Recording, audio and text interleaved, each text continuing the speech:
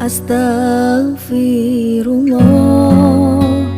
Wa ala alihi wa sahbihi wa mawalah wa la hawla wa la quwata illa billahi wa ba'du.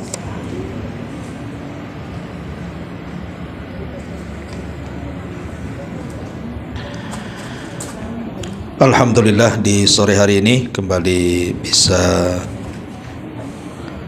berkumpul duduk untuk bertalabul ilmi di Kopi Joni, dan kita akan meneruskan kajian kita masih membahas kitab Minhaj Al-Firqatin Najiyati wa Ta'ifatil Mansurati karya Syekh Muhammad Ibn Jamil Az-Zainu. Dan kita masih membahas bagian ke-20 tentang fenomena syirik, dan masuk pada poin ke-7, melakukan ziarah kubur, tetapi bukan dalam rangka hal-hal yang diperintahkan atau disyariatkan, tapi justru ziarah itu dilakukan untuk sebuah ajang kesyirikan.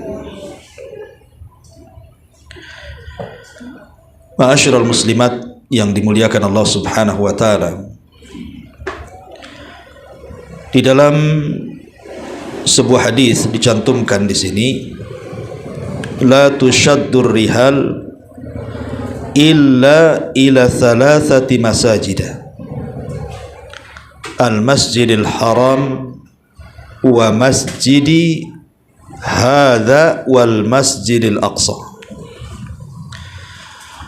Tidaklah perjalanan dipaksakan kecuali kepada 3 masjid saja, maksudnya dalam rangka ibadah.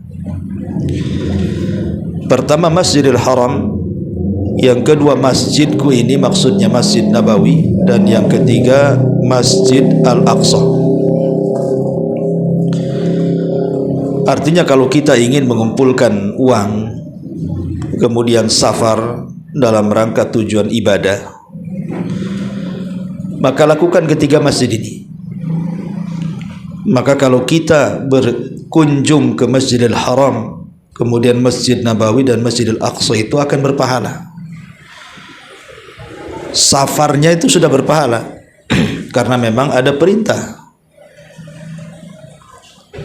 Apalagi di 3 masjid ini masing-masing punya keistimewaan. Seperti orang yang sholat di Masjidil Haram dapat keutamaan 100.000 kali sholat di masjid-masjid yang lainnya, dan begitu seterusnya. Makanya karena banyak keistimewaan di 3 masjid inilah, maka kita berkunjung ke 3 masjid ini dianggap ibadah. Tapi kalau berkunjung ke selain 3 masjid ini, masjid manapun kecuali dalam rangka sholat di situ ya, maka tidak seperti berkunjung kepada 3 masjid ini. Karena memang ibadah di masjid-masjid di Batam saja 1 kali sholat ya untuk 1 kali sholat pahalanya.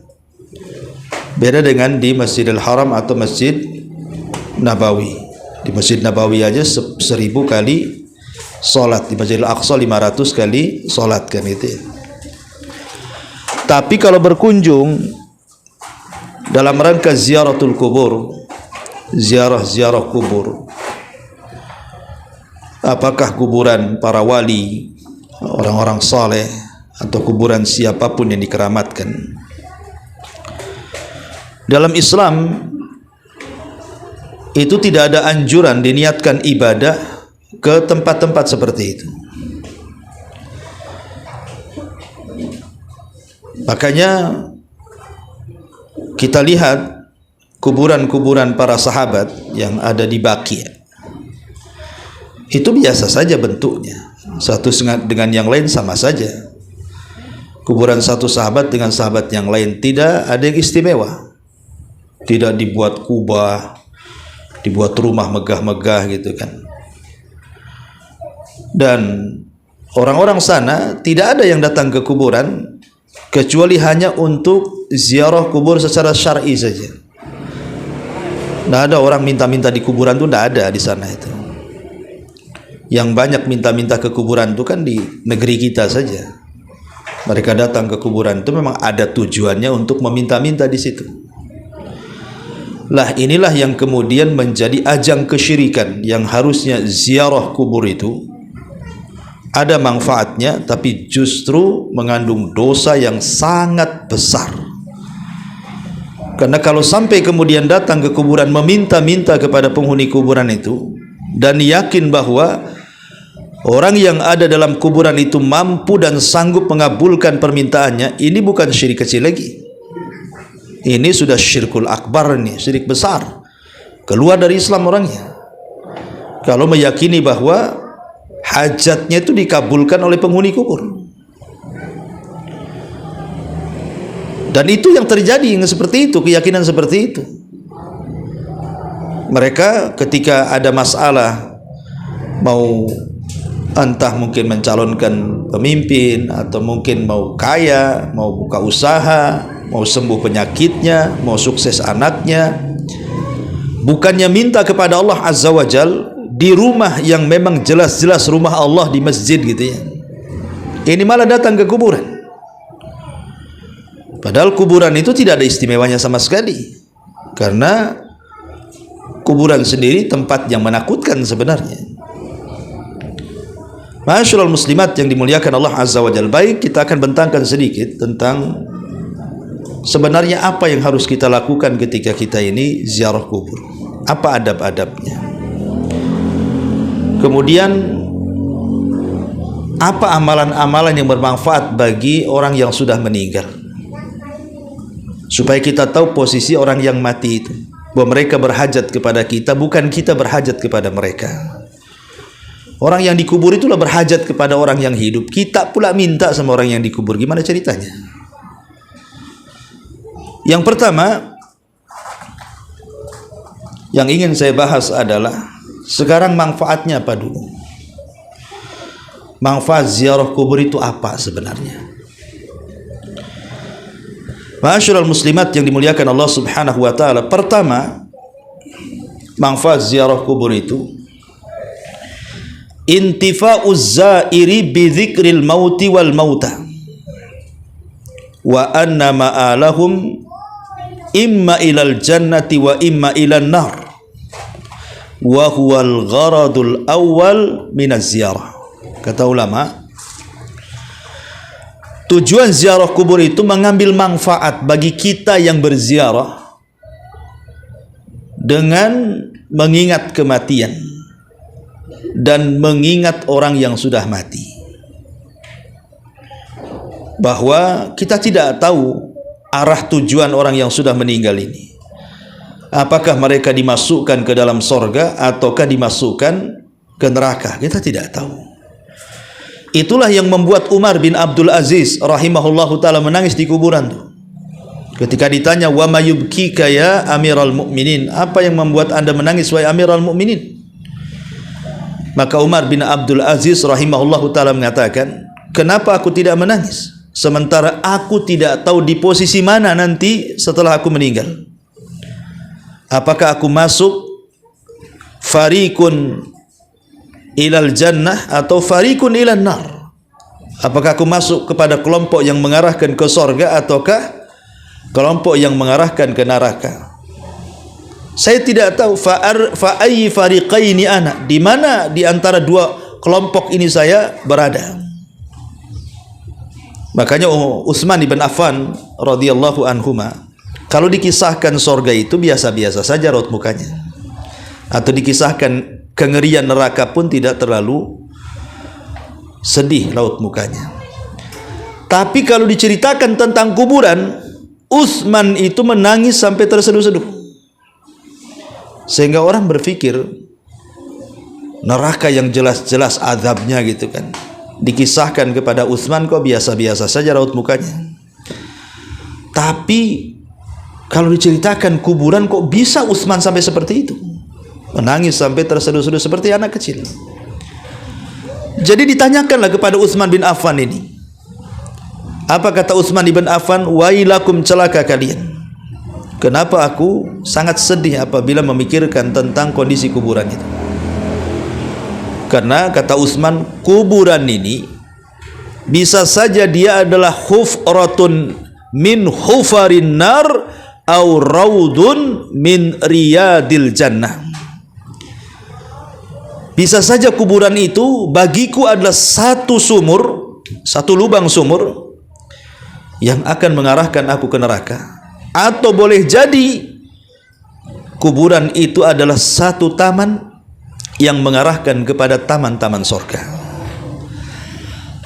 Dari sini kita tahu bahwa orang-orang dulu, para salafun saleh, para sahabat Rasul, para ulama, jadi apabila mereka datang ke kuburan itu, mereka mengambil manfaat dengan ziarahnya.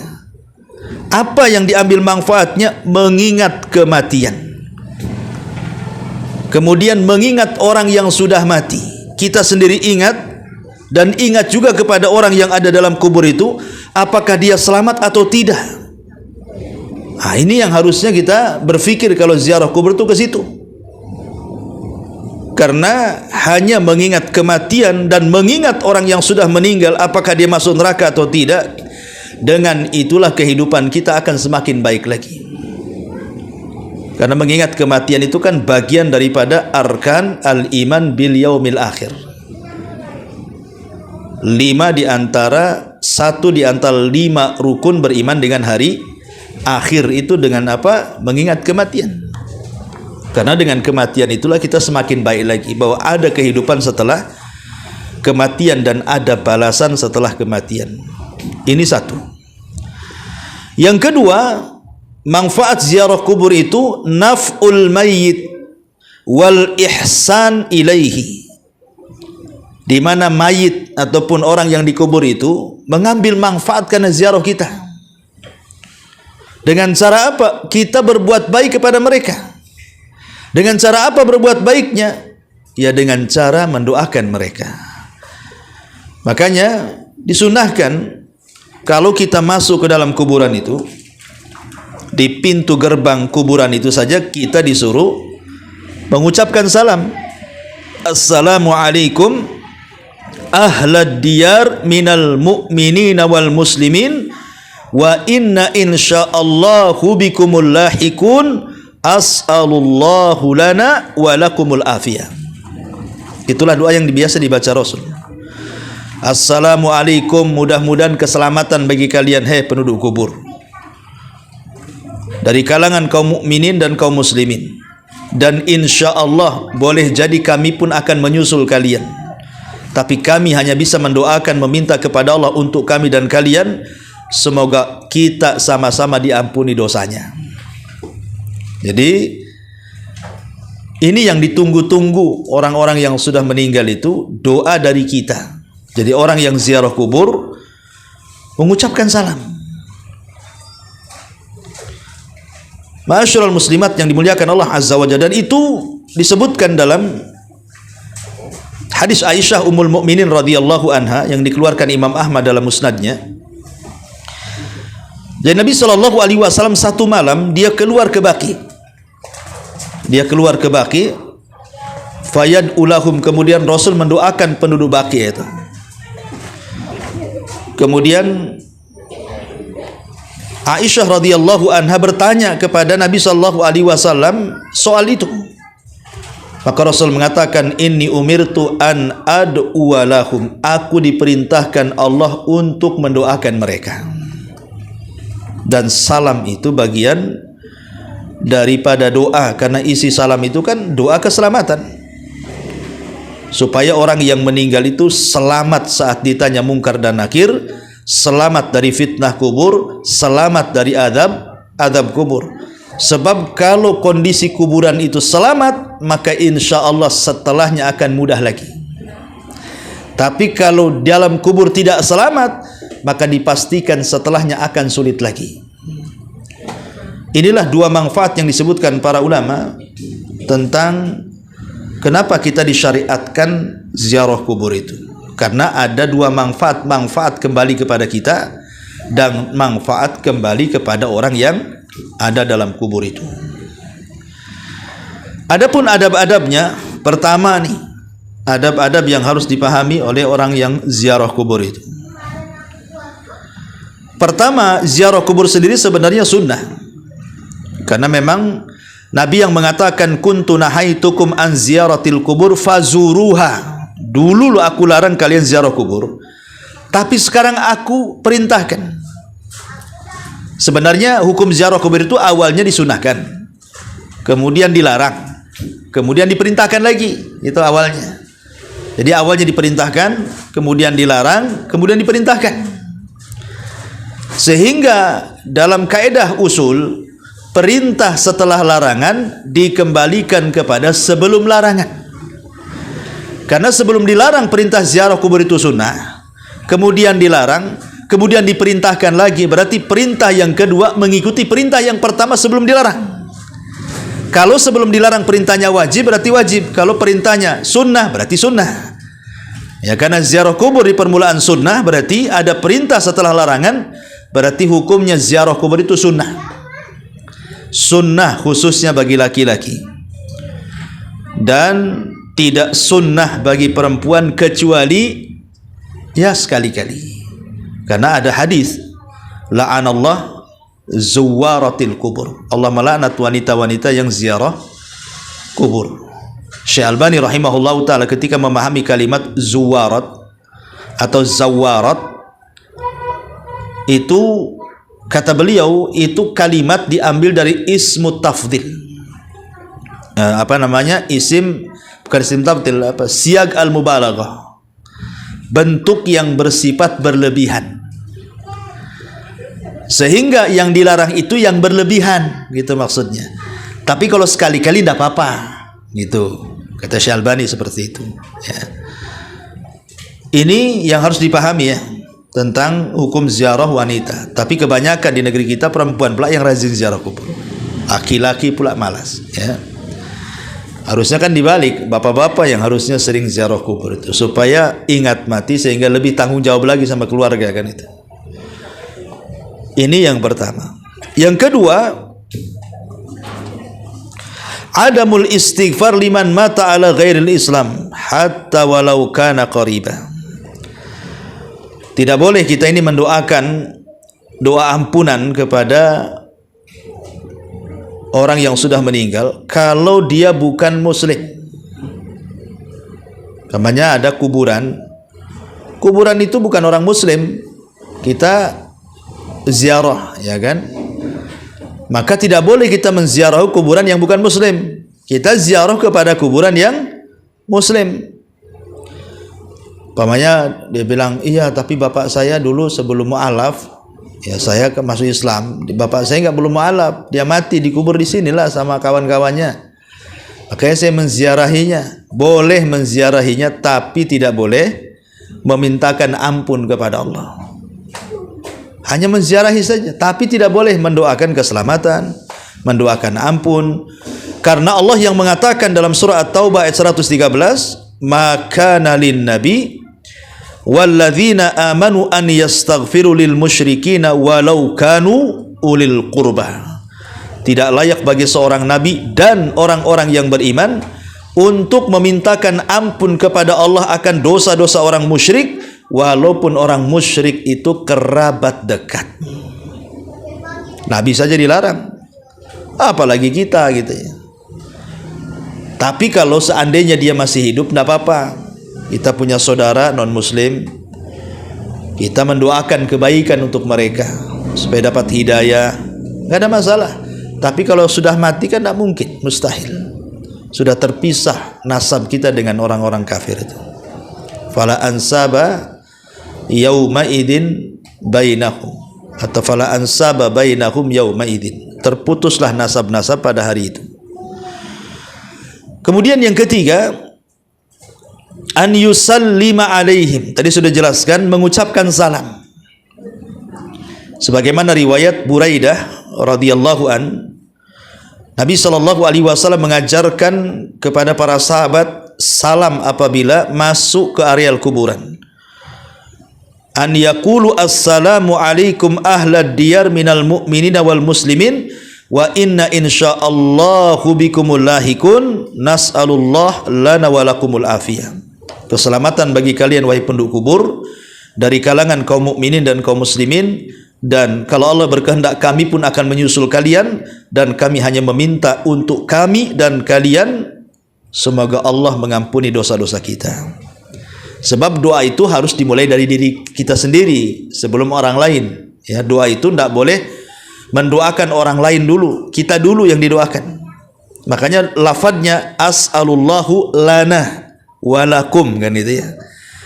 Aku meminta agar Allah mengampuni dosaku dan dosa kalian. Nah, gitu. Jadi kalau berdoa untuk orang lain harus didahului dengan doa kepada diri sendiri, baru mendoakan orang lain.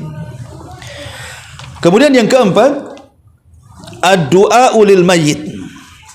Setelah mengucapkan salam, kemudian mendoakan kepada orang yang sudah meninggal. Dan itu disyaratkan dalam surah Al-Hasyr ayat 10. Walladzina ja'u min ba'dihim yaquluna rabbana ighfir lana wa li ikhwanina alladzina sabaquna bil iman wa la taj'al fi qulubina ghillan lil ladzina amanu rabbana innaka raufur rahim. Dan orang-orang yang datang setelah mereka mengatakan, ya Rabb kami, ampunilah kami, dan juga ampunilah saudara-saudara kami dari orang-orang yang telah mendahului kami dari keimanan, dan janganlah kau jadikan pada hati-hati kami ada kedengkian kepada orang-orang yang beriman. Rabb kami, engkau adalah maha raufur rahim, zat yang maha rauf, pemberi kebaikan, rahim, kasih sayang.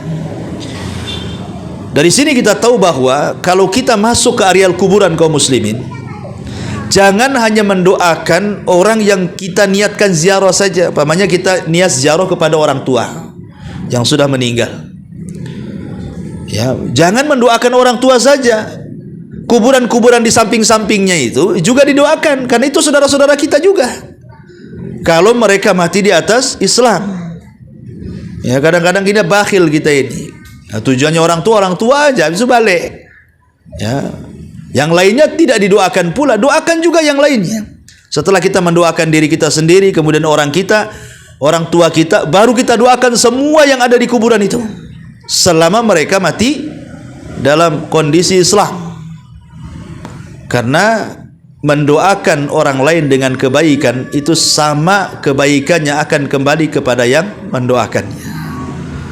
Sama. Kalau saya nih mendoakan, ada kawan itu punya anak nakal sekali, saya doakan, ya Allah, mudah-mudahan anak tetangga itu baik, kasihan orang tuanya. Kalau dia mendoakan kebaikan sama anak tetangga yang nakal itu, nanti malaikat datang dan mengatakan walaka mislu, dan untukmu seperti itu juga, katanya. Jadi kan gak ada ruginya kita mendoakan orang lain, karena ketika mendoakan orang lain itu malaikat akan datang seperti itu juga yang akan dapat. Maksudnya anak-anak kamu pun seperti itu, mudah-mudahan tidak nakal sama kamu. Jadi kalau anak-anak kita nakal tuh Bu, ya doakan aja anak orang lain yang nakal itu supaya jadi baik. Nah, sekarang malaikat ngomong juga, seperti itu juga kamu nanti. Nah, seperti itu. Ini yang keempat. Kemudian yang kelima, ada musabbil amwat, jangan mencela orang yang sudah mati. Karena ada orang saking dendamnya itu sama orang ketika masih hidup, entah mungkin dia mengambil harta orang tuanya, mendolimi dia, ketika dia mati itu kalau lihat kuburannya, wah udah dimaki, syukur kok mati, kalau masih hidup susah aku hidup. Ada orang yang mencela seorang sudah mati, tidak boleh. Orang mati itu urusan dia dengan Allah, nggak ada urusan kita dengan dia.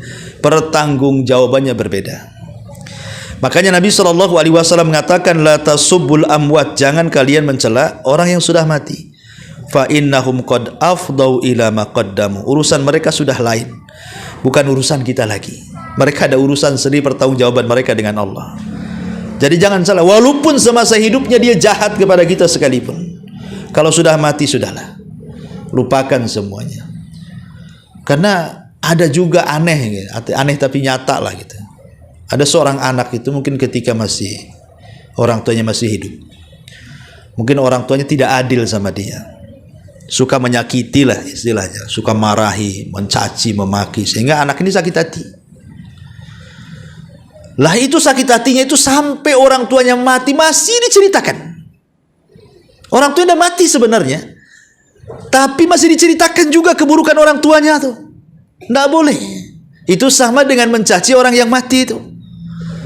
Sudahlah, itu apalagi itu orang tua dia, harusnya kan mendoakan kebaikan, malah diingatkan lagi lah keburukan orang tua itu, diceritakan lagi sama orang. Nggak boleh. Harus menutup aibnya juga. Ketika dia belum dikubur saja, dalam Islam itu ada ajaran memandikan itu tidak sembarang, harus orang yang bisa menutup aib orang yang mati itu. Makanya didahulukan pihak keluarga, atau orang yang dapat wasiat, atau orang yang bisa dipercaya dia tidak akan menyingkap aib, baru boleh memandikan jenazah tuh. Itu belum dikubur tuh. Rasul saja melarang kita ini mencari orang sembarang memandikan, khawatir kalau dia tidak amanah, entah si mayat itu ada lukanya, entah si mayat itu ada cacatnya, entah si mayat itu ada aibnya, kita tidak tahu. Nanti diceritakan pula, oh saya tadi mandikan si mayat, wah bau kali itu. Itu kan akhirnya kan aib ya. Nanti kan orang itu nanti terbayang-bayang dengan kalimat tuh. Mungkin dia banyak dosanya itu, makanya bau tuh mayatnya. Akhirnya kemana-mana akhirnya kan, prasangka orang itu, artinya suudon jadinya. Jadi tidak boleh, apalagi sudah meninggal lagi ya, sudahlah yang sudah meninggal, tidak usah diceritakan lagi. Apalagi orang tua ya, doakanlah dengan kebaikan. Ini yang keenam. Kemudian yang nomor 5, yang keenam, adamu iqa'is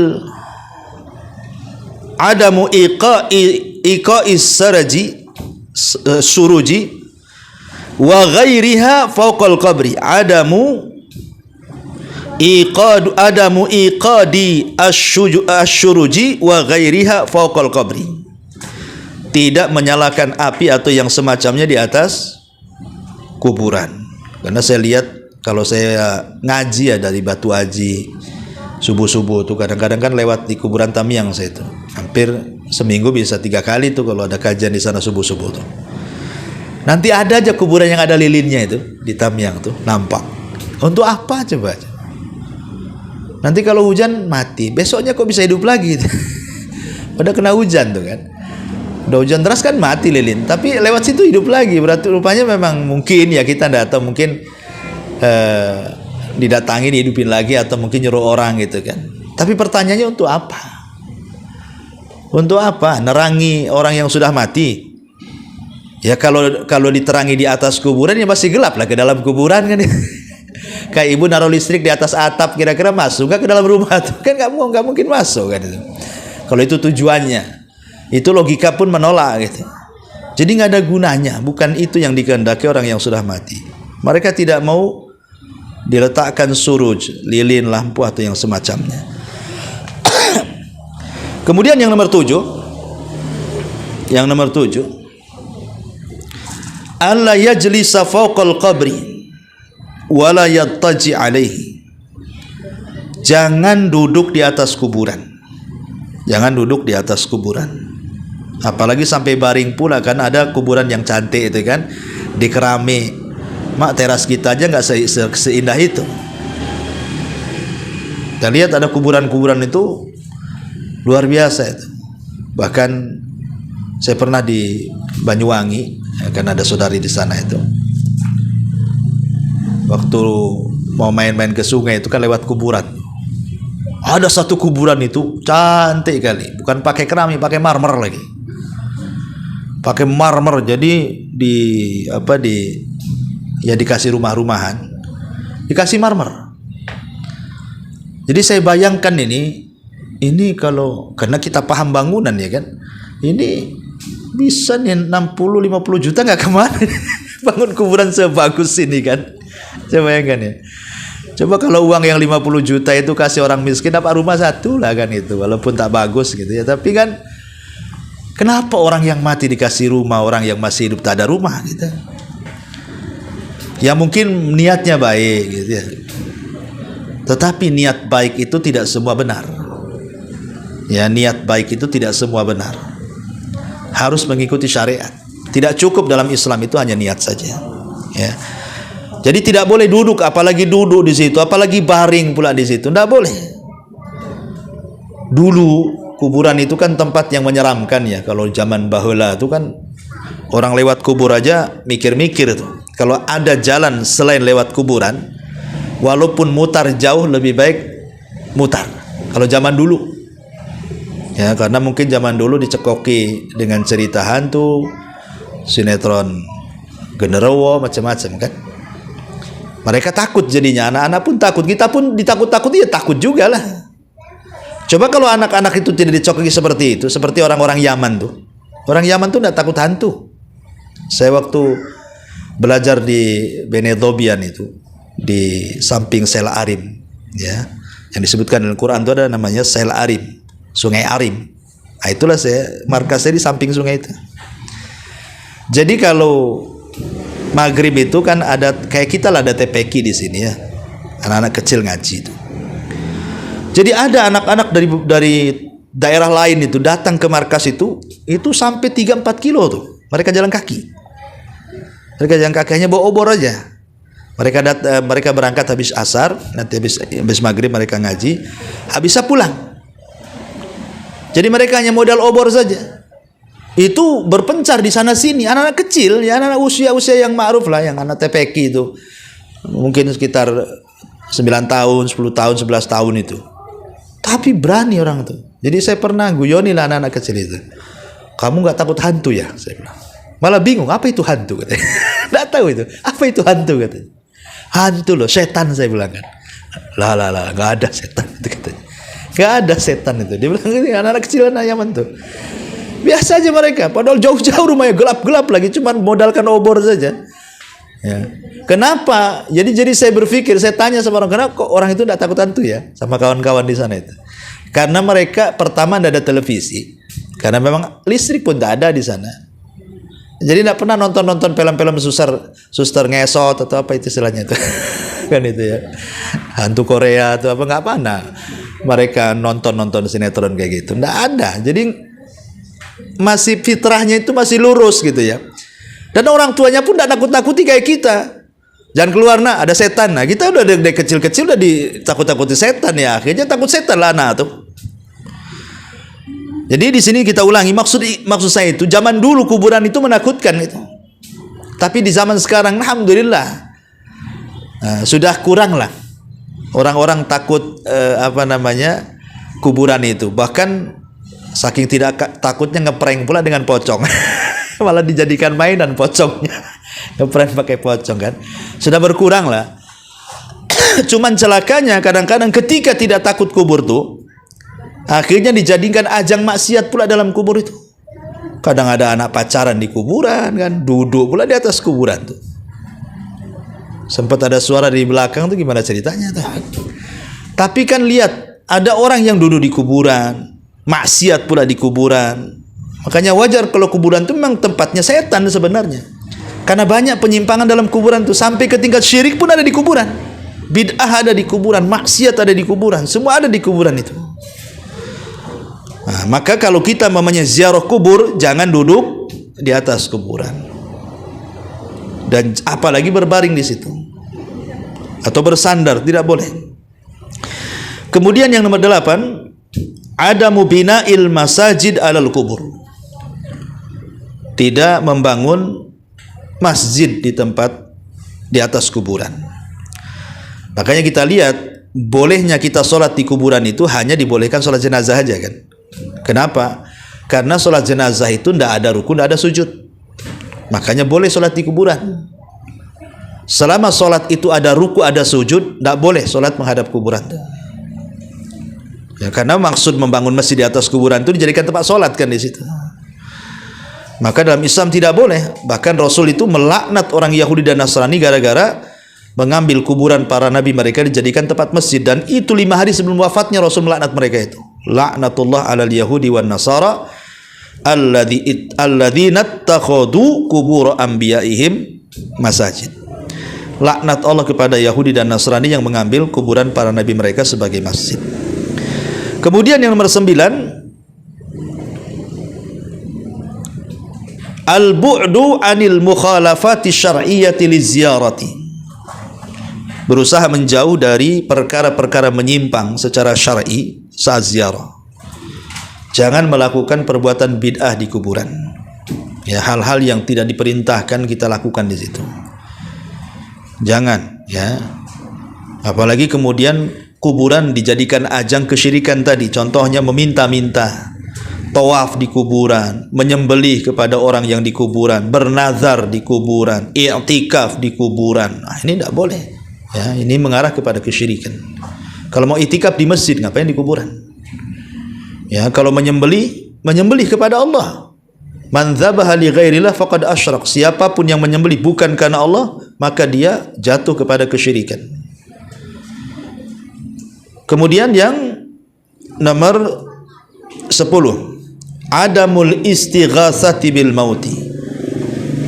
Tidak istighatsah meminta pertolongan kepada orang yang sudah mati. Istighatsah ini lebih khusus, karena istighatsah ini kan sesuatu yang sifatnya genting. Ya, orang kena masalah yang genting sekali, kemudian meminta pertolongan, itu disebut istighatsah.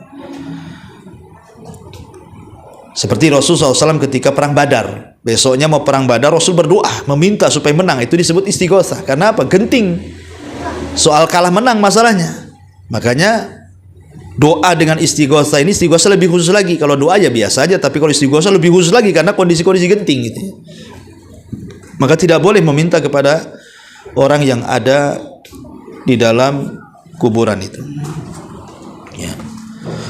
Masyaallah muslimat yang dimuliakan Allah Azza wa Jalla, termasuk juga tidak boleh wala yamshi bainal quburil muslimin fi na'laihi, berjalan di antara kuburan kaum muslimin menggunakan dua sandal atau menggunakan sandal, tapi lepaslah sandal itu. Kecuali kalau kuburannya banyak beling, ya lain, ya kan? Ya nanti kita habis pula kakinya di situ. Maksudnya kalau kuburannya, alhamdulillah sekarang kan kuburan kan bersih kalau kuburan sekarang kan, karena ada petugasnya di situ. Jadi memungkinkan kita ini jalan tanpa sandal gitu.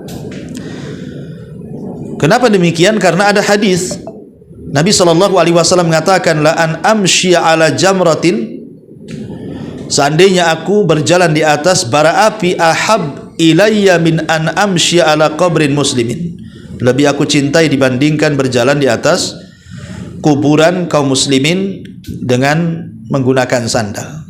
Jadi sebaiknya lepas, jinjing sajalah atau masukkan kresek gitu ya. Kecuali ya tadi darurat. Ya darurat itu karena banyak belingnya, banyak pohon-pohon berdurinya, ya, begitulah seterusnya. Wallahu a'lam. Ini diantara adab ziarah kuburnya. Sekarang amalan apa yang bermanfaat untuk orang yang sudah meninggal? Apa amalan yang bermanfaat itu? Amalan untuk orang mati itu ada dua.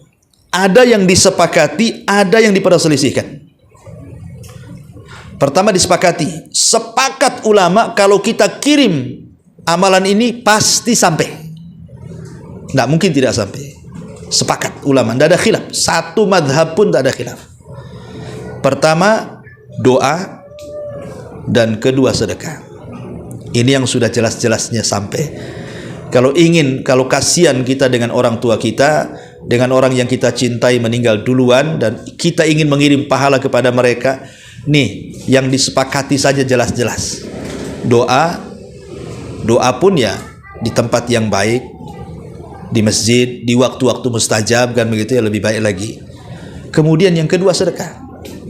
Nah, nanti kita kirimkan sedekah ini untuk orang yang sudah meninggal. Ini yang harusnya dilakukan kaum muslimin kalau ingin jelas-jelas mengirim pahala kepada orang yang sudah meninggal. Adapun yang diperselisihkan, itulah banyak yang diperselisihkan. Seperti umpamanya seseorang puasa untuk orang yang sudah meninggal, dikirim pahalanya. Atau haji, menghajikan orang yang sudah meninggal, ya.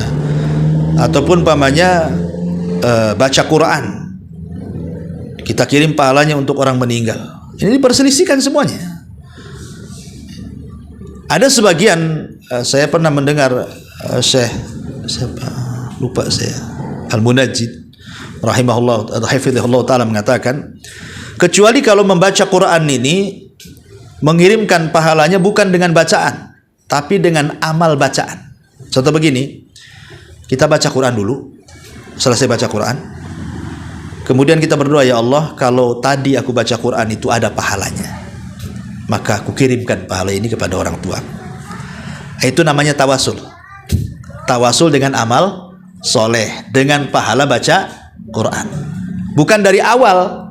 Maksudnya sebelum baca Quran kita niat, ya Allah saya kirimkan bacaan itu untuk orang yang meninggal. Bukan begitu caranya. Tapi baca Quran dulu. Selesai baca Quran baru kita bertawasul.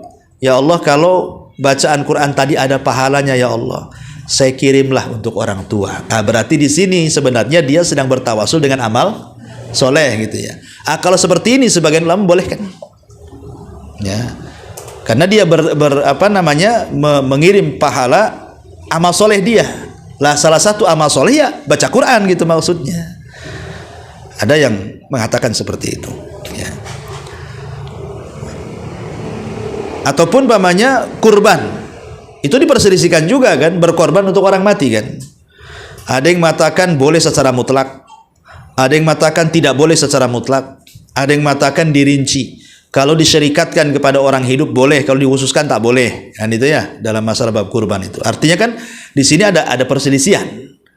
Lain dengan doa dan sedekah tidak ada khilaf gitu ya. Termasuk juga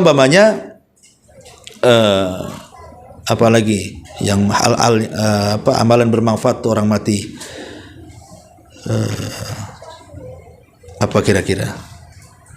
Ya intinya bahwa saya sudah lupa juga. Jadi intinya bahwa ada dua amalan. Pertama disepakati tidak ada khilaf ulama dan itu doa dan sedekah. Yang sudah jelas-jelas. Yang kedua diperselisihkan para ulama seperti tadi, haji untuk orang mati, puasa untuk orang mati, korban untuk orang mati, baca Quran untuk orang mati. Itu semua diperselisihkan para ulama. Jadi intinya berdoa sajalah, banyak-banyak meminta ampun kepada Allah agar kita diampuni dan dosa-dosa kedua orang tua kita juga diampuni. Dan sedekah ini kan umum ya, bisa dengan tenaga, bisa dengan uang. Walaupun kalau disebut kalimat sedekah itu identiknya dengan uang kan begitu ya. Tapi sedekah ini kan umum. Contoh ibu pulang dari sini ke rumah, tiba-tiba naik mobil, naik motor atau jalan kaki, kok nampak di jalan itu ada batu di tengah jalan. Ini bahaya nih. Ini kalau kena batu ini jungkir balik naik motor nih. Turunlah kita. Kemudian kita ambil batu di tengah jalan, kita sisihkan ke samping supaya tidak ada orang celaka. Setelah kita sisihkan, kita berdoa, ya Allah, kalau saya ini ya menyingkirkan batu yang membahayakan orang ini, disisihkan ke samping jalan ini, ada pahalanya. Ya Allah, saya kirimlah untuk orang tua saya. Itu juga boleh. Itu sedekah juga, ngirim sedekah namanya. Ya, sedekah dengan jasa kita ya, karena tidak membahayakan orang. Dan itu dilakukan oleh seorang alim namanya Rabi ibn Haytham. Rabi ibn Haytham itu kalau dari rumahnya ke masjid, selalu pandangannya itu melihat kira-kira apa yang menjadikan orang bahaya, entah paku, entah beling, entah apa gitu ya. Nanti dipungut sama dia, nanti kemudian disingkirkan, jangan membahayakan orang. Dan apabila sudah disingkirkan, dia berdoa kepada Allah, ya Allah, kalau di sini ada pahalanya, saya kirim kepada orang tuaku katanya. Jadi ini ulama salaf juga mengamalkan seperti itu. Jadi mulai besok ya ibu nyisir aja jalan tuh. Nah, nampak ini ada ini kan, buang lagi apa tuh? Lagi ngirim pahala. Taib, ini diantara ini. Kemudian juga ada hal-hal yang harus dihindari di kuburan itu ya. Pertama, jangan menghinakan kuburan dengan menginjak-injak. Kadang-kadang kan kesalahan orang nih, terutama bapak-bapak, kadang-kadang nguburkan orang. Kan niatnya ibadah tuh nguburkan orang, tapi tidak sadar dia nginjak-nginjak kuburan orang karena saking berdekatannya gitu ya. Ketika dia menggali kuburan untuk si jenazah baru itu, kemudian jenazah yang sudah lama diinjak-injak dia, dan tidak terpikir dia nginjak itu kayak santai saja. Harusnya kan dihindari, kecuali kalau memang terpaksa diinjak gitu kan, karena memang untuk nyangkul sulit kan, memang darurat kondisinya. Ini enggak, kadang-kadang masih ada space lah dia menyangkul. Tapi kuburan orang pun habis dia diinjak-injak. Itu kan menghinakan kuburan namanya. Maka sebaiknya jangan menghinakan kuburan, karena itu ada larangannya. Tidak boleh kita menginjak kuburan. Termasuk juga memberikan catatan di situ, tulisan. Ya, tulisan itu pun dilarang, tidak boleh sebenarnya meletakkan tulisan di situ. Ditulis namanya, binnya, tahunnya, gitu kan, tahun kematiannya, wafat tahun sekian, semoga almarhum pulang ke tempat peristirahatan yang terakhir, kan itu kan ada tulisan tuh. Ya, jadi nggak usah, karena itu kalau ada keluarganya yang membaca itu akan terkenang lagi, akhirnya sedih lagi, niyahah lagi jadinya kan. Maka sebaiknya tidak usah lah dikasih tulis. Ya, tahulah orang itu kan biasanya di kuburan kalau ada petugasnya kan sudah tahu petugasnya itu. Kita tanya aja, ya di mana kuburan si fulan, nanti ditunjukkan dong, ditulis ada. Di kuburan kan ada gang-gangnya juga, atau blok sekian kan ada juga. Kemudian juga meninggikan kuburan, raf'ul kubur, ya, melebihi 1 jengkal dari tanah. Karena Nabi SAW pernah mengutus Ali radhiyallahu an agar melarang seseorang itu meninggikan kuburan kecuali diratakan. Maksudnya jangan terlampau tinggi, jangan pula terlampau rendah ke tanah gitu. Tetap ada gundukannya, ya, ada kuburan supaya tahu itu kuburan. Tapi jangan terlampau tinggi juga. Ya, karena dilarang sama Nabi SAW. Kemudian juga termasuk menyembelih di kuburan. Ini yang banyak orang nyembelih di kuburan dengan tujuan macam-macam. Termasuk juga menghiasi kuburan itu, dicantik-cantiknya kuburan, sampai seperti tadi saya contoh waktu saya ke Banyuwangi tadi. Itu kalau saya taksir 50-60 juta nggak kemana itu bangun kuburan itu. Marmernya bagus lagi dia bangun itu. Nah, ini kan sayang gitu. Padahal kita tidak boleh membangun kuburan seperti itu. Ya, karena kuburan itu ya hanya kuburan. Kata Rasulullah, taj'alu buyutakum al-maqabir. Jangan kau jadikan kuburan rumah-rumah kalian seperti kuburan, karena kuburan itu sunyi, takut, nggak ada orang ngapa-ngapain di situ. Tapi jangan jadikan rumah seperti kuburan. Sholatlah sunnah di rumah, baca Quran di rumah, puasa di rumah, supaya nuansa rumah itu tidak seperti kuburan, sunyi dari ibadah. Taib, ini diantara hal-hal yang berkaitan dengan poin yang ketujuh. Wallahu a'lam. Taib, sampai di sini kita buka tanya jawab, silakan.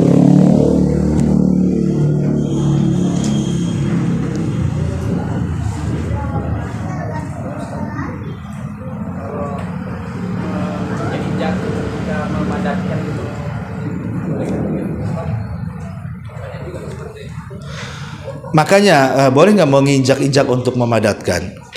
Sebenarnya kalau orang paham, kenapa dalam Islam itu ada lahat? Lahat dengan syak itu beda. Kalau al-lahdu lana wasyakku li ghairina. Lahat itu milik orang Islam dan syak itu milik orang kafir. Masuk apa syak? Syak itu dia sudah membuat lubang, nanti melubangi lagi di bawah lubang itu, tapi diletakkan di tengah-tengah. Itu namanya syak. Pamannya ini lubang kuburan ya. Nanti dilubangi lagi kan untuk tempat mayatnya, tapi diletakkan di tengah-tengah. Itu namanya syak. Syak ini bukan sunnah orang Islam. Tapi orang Islam itu pakai lahat, makanya istilah dilahat, yang lahat. Itu istilah kita kan. Itu bahasa Arab lahat itu. Ya, maksudnya kalau ini sudah dilubangi nih, nanti untuk orang Islam itu dilubangi di pinggir. Ya, dipepetkan ke dinding, kalau bisa dicoak ke dalam. Ya, jadi umpamanya kalau saya boleh ininya, jadi ini kita buat lubang. Nah, ini lubang dasarnya. Nah, begini ya, entah 2 meter, 2 lubang dasar. Nanti kan di sini kita lubangi lagi, tapi kalau bisa dicoak lagi masuk ke dalam. Ya, coak gini masuk ke dalam. Ya. Jadi si mayat itu kalau seandainya dimiringkan, maka dia akan sejajar dengan tanah. Dengan tanah atas sejajar dia. Baru diletakkan papan. Sehingga kalau kemudian tanah itu diuruk, kemudian kita injak-injak, si mayat akan tenang, aman dia. Harusnya kan seperti itu, kan aman dia, karena kan dia nggak mayat, mayatnya sudah masuk ke lahat dia, sehingga tidak ada masalah. Nah, masalahnya kadang-kadang karena orang tidak tahu hukum, kemudian dia menggali di tengah-tengah pula kan itu. Tengah-tengah itu bukan sunnah, bukan syariat kita, itu syariat orang non muslim. Ya, wallahu a'lam.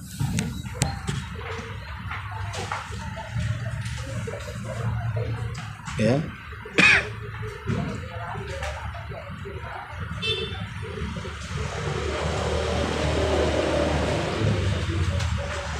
Sudah.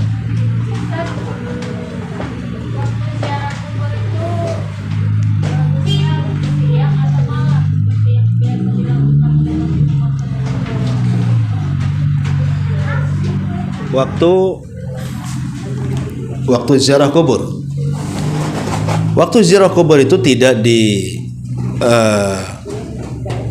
ditentukan waktunya, tidak ada ketentuan harus pagi, harus siang, harus sore, harus malam, tidak. Kapan kita ada waktu ya kita ziarah kubur sebenarnya. Ya.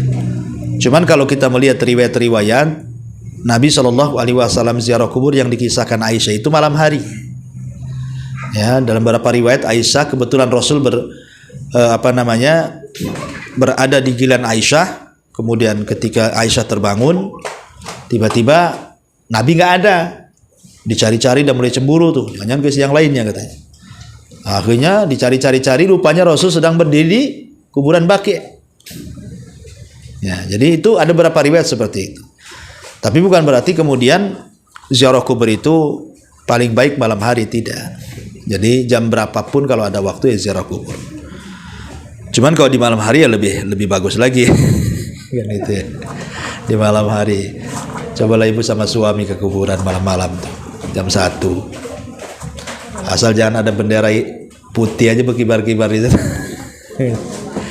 Jadi ya insya Allah kan kuburan tuh nggak menakutkan. Ya, ziarah kubur duduk temenung di situ. Dan itu gunanya untuk melembutkan hati. Ya, orang ziarah kubur kan untuk melembutkan hati sebenarnya. Karena dengan ziarah kubur itu mengingat kematian. Hanya orang yang lembut hatinya yang ingat mati itu. Kalau keras hatinya mana mau dia mengingat kematian. Ya. Wallahu a'lam. Ya.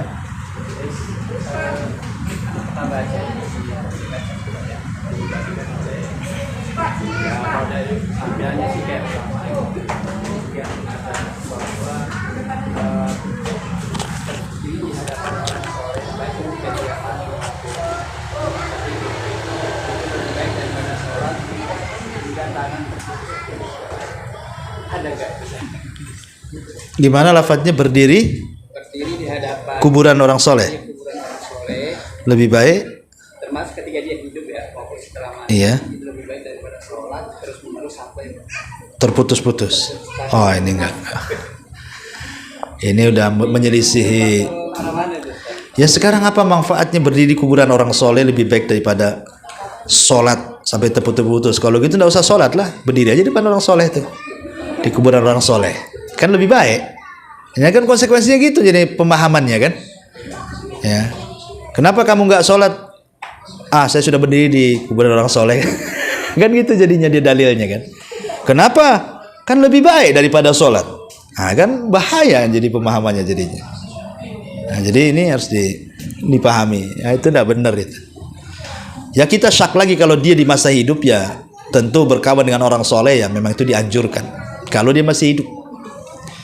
Kalau masih hidup ya memang dianjurkan, karena bagaimanapun kita ini disuruh berkawan dengan orang baik dan kita dilarang berkawan dengan orang jahat kan itu, supaya kita dapat manfaat dunia kita, akhirat kita.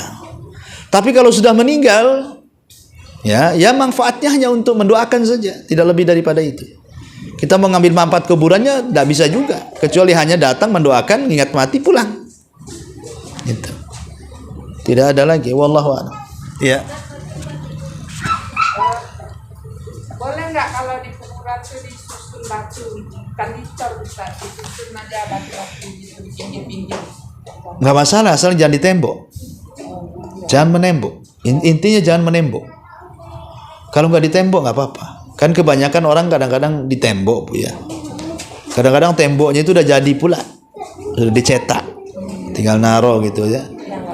Nggak boleh di tembok. Ya kalau memang disusun batu keliling gitu saja. Ya kayaknya untuk mungkin daerahnya takut hujan, longsor atau apa kan gitu. Ya nggak ada masalah. Kalau hanya batu di pinggir-pinggir kuburan kan bukan nembok tuh. Kalau nembok kan identiknya pakai semen, pakai batu bata, cantik-cantik gitu. Kita lihatlah kuburannya Sahabiah di Baqi itu, lihat sederhana sekali. Ya nggak ada apa-apa. Wallahu a'lam. Terus di Sungai Temiang itu terus anak tengok kuburan banyak pakai payung, itu hukumnya apa? Itu pula saya ingin bertanya sama orang yang kasih payung itu. Sayang kan payungnya itu sebenarnya. Kadang kalau kuburannya baru, payungnya baru pula tuh. Nah, jadi gunanya apa ini nggak tahu, nggak paham saya. Sampai sekarang saya bingung juga kenapa kok ada kuburan dikasih payung. Payung itu setahu saya digunakan untuk orang hidup supaya tidak terkena hujan, tidak terkena panas. Pakai payung. Nah, kalau orang sudah mati itu, mereka nggak akan merasakan apa-apa kok. Jangankan cerita kepanasan, ke hujan, ditabok aja orang mati itu nggak akan ngelawan. Saya lebih takut sama orang hidup daripada orang mati. Saya injak orang mati diam aja. Coba saya injak orang hidup, diinjak balik nanti. Ya. Jadi intinya bahwa itu nggak ada manfaatnya itu. Mubazir aja payung-payung diletakkan di kuburan itu. Saya nggak tahu keyakinan sampai sekarang itu. Ya mungkin ya kalau saya mau duga-duga mungkin supaya jangan kepanasan. Karena saya lihat yang dikasih payung itu kuburan bayi biasanya.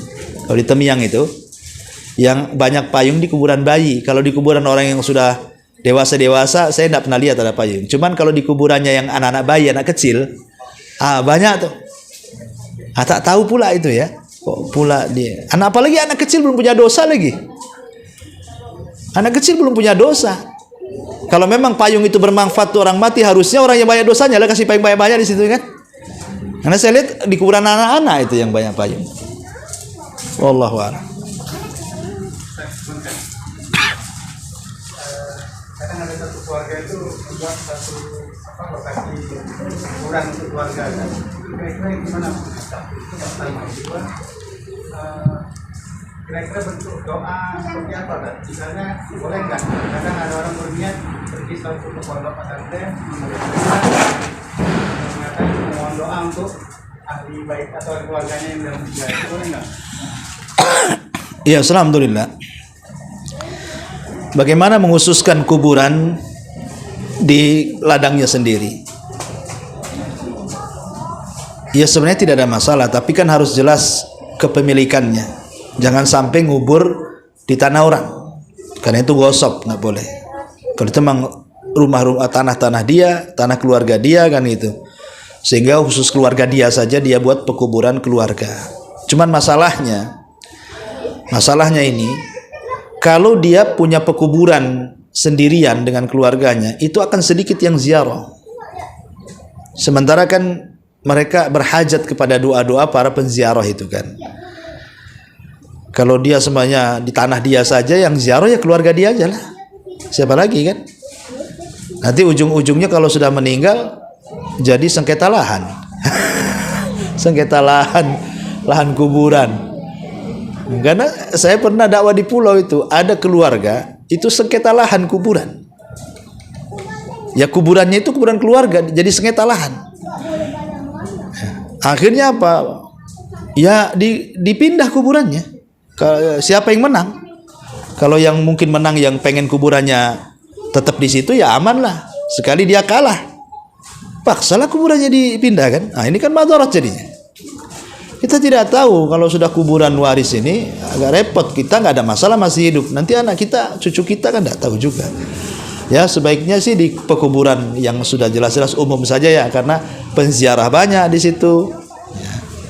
Kemudian juga nggak ada kait-mengait dengan hukum waris, gitu ya. Nah, wallahu a'lam ya. Kemudian kalau kita mendoakan, lafaz doa untuk orang yang kuburan itu apa? Sebenarnya simpel. Mendoakan orang yang sudah meninggal itu dua perkara.